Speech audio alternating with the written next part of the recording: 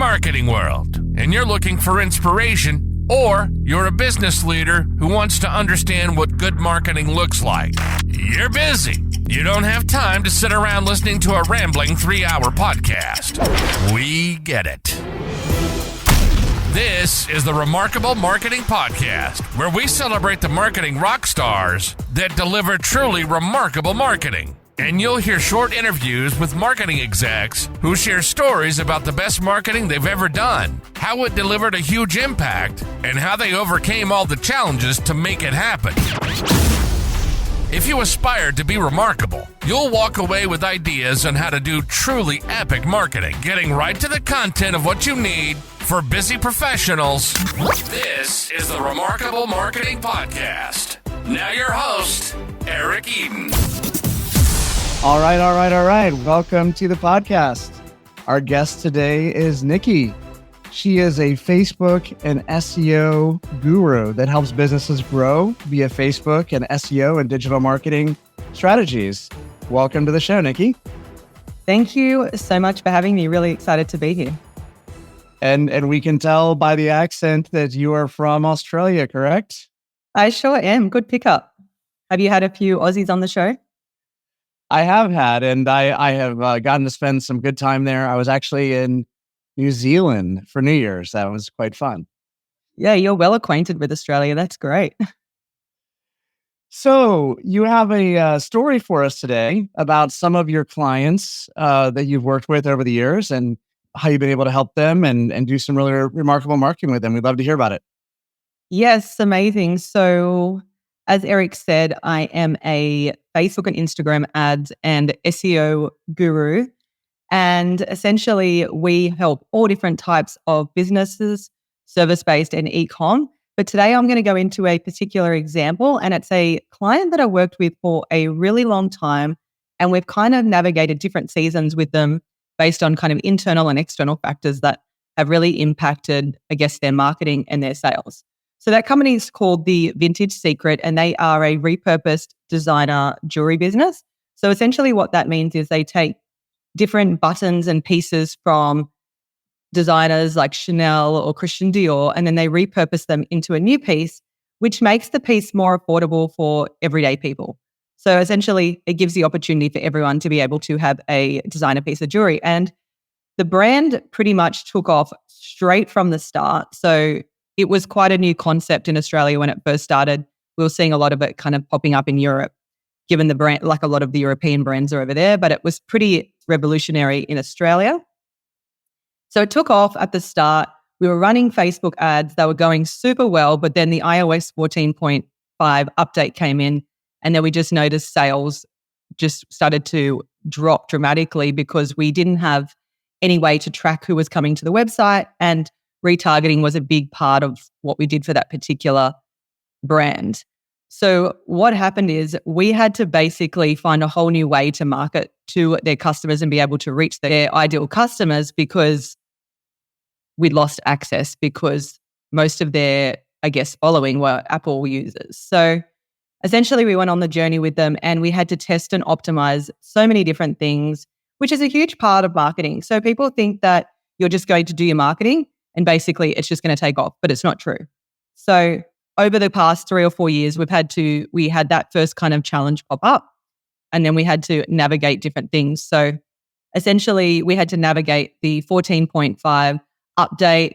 Then with the website not being updated dramatically all the time, we've had to navigate low conversion rates and how to update the website in order to start improving how many people that land on the website that actually buy.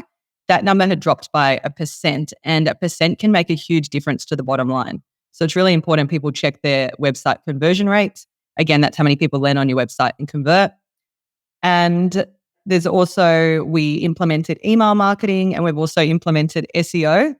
So email marketing has been really successful. As you know, email marketing has a very high return on investment. But we also implemented search engine optimization for them, which is all the things like action steps that you take on your website and on other people's websites to get ranking in Google. And I actually used their brand recently for a case study when I was teaching a class. And I was trying to find a word that was in their niche that they didn't rank first for in Australia, and I couldn't actually find one. So that was like a hugely successful part of the SEO work that we implemented for them. But then some of the other challenges that popped up over the time is that the owner only wanted to start selling authentic pieces. So we found that some of the pieces that we thought we were getting from the designers weren't actually authenticated. So when we went down that path, we couldn't find, or we weren't then able to sell any of the super popular products that we're selling. So then that obviously made the sales decrease dramatically. And then also some of the main brands that they were reselling that were the most popular decided that we weren't allowed to sell them anymore. Because of that, we not only were blocked from advertising, but we were also lost our best-selling products, and we lost our best-selling people that we resell for. So the brands that we were reselling the best, we lost those ones. So going from having really high profit, we then had to look at ways that we could turn the marketing around and start to see success with what we had. So we changed the way that we created the Facebook ads campaigns, and we started using email marketing as a huge way to be able to retarget people, because we weren't able to do that with ads. And then we implemented a really strong search engine optimization strategy. And those three collective things, plus at the moment, we're also doing another website upgrade to bring that conversion rate up to a strong place, because for every percent, the sales almost double. So with those four things alone, we've been able to rescue the business back to where it was. And last week, we had a return on ad spend for a new campaign that we started, and it was up to 55 already, which is huge.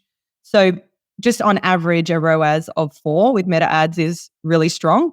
And we're saying for every dollar that they spend, they get $4 back. But at the moment, for every dollar they're spending, they're getting $55 back. So it's hugely successful. And I guess all the marketing that we've done has compounded over time. And yeah, we've learned so much in that time. And we also have a really strong understanding of who their ideal customer is. So that definitely helps play a big part in the messaging and the kind of advertising that we put out there.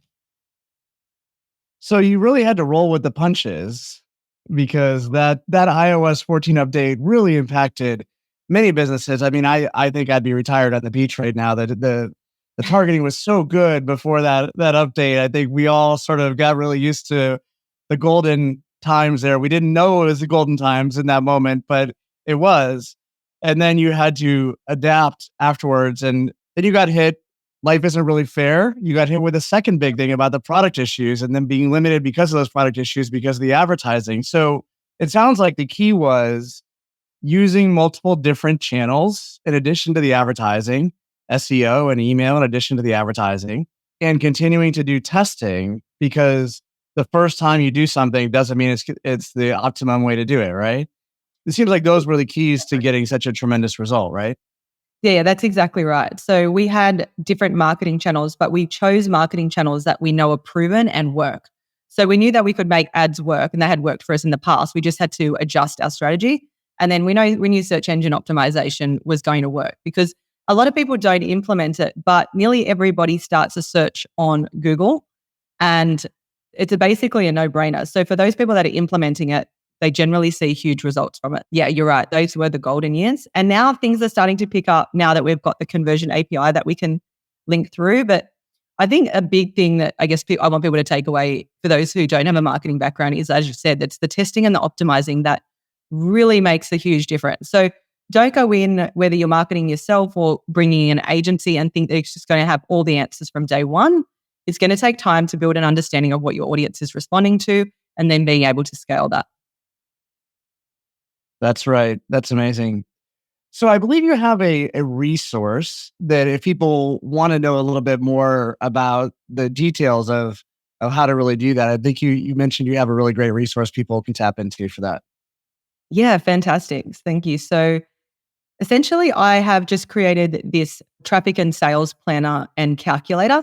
And what it allows you to do is determine how much website traffic you need to hit your revenue goal this year and beyond.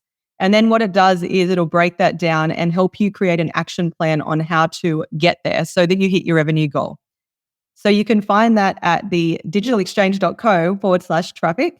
And I'll also pass it over to Eric to put in the show notes. Great. Well, everyone should share this episode with their friends, because this is some really great knowledge. Getting over $50 back for every dollar you spend in marketing. That's something to strive for. And rate, review, and subscribe for us. That really helps us get great guests like Nikki on the show and keep bringing these ideas to you. Nikki, thanks for joining us today. Thanks so much for having me. You've been listening to the Remarkable Marketing Podcast. Our passion is to bring you the marketing rock stars who share stories about the best marketing they've done, how it delivered, and how they handled all the challenges that go along with it. And we do it all in 10 minutes. We only ask two things. First, visit the remarkablemarketing.io website for more great insights. Second, this podcast has been brought to you by the next generation social networking app, Workverse. You can download and use the Workverse app for free to build your professional brand, become a paid expert advisor, and discover the best business events to attend. Download the Workverse app today. See you next time on the Remarkable Marketing Podcast.